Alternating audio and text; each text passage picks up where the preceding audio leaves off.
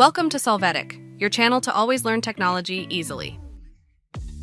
Below in the description, you will find useful links we used in this video.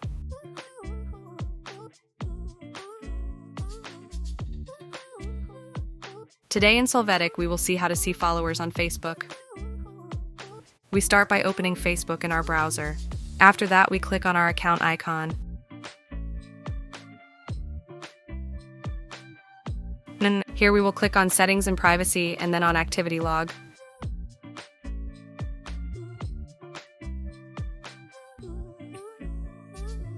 After that, click on the Your Friends option.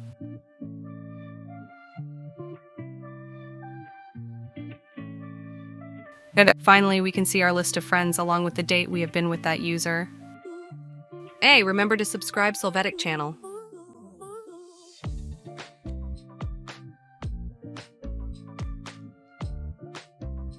We hope it has been helpful for you.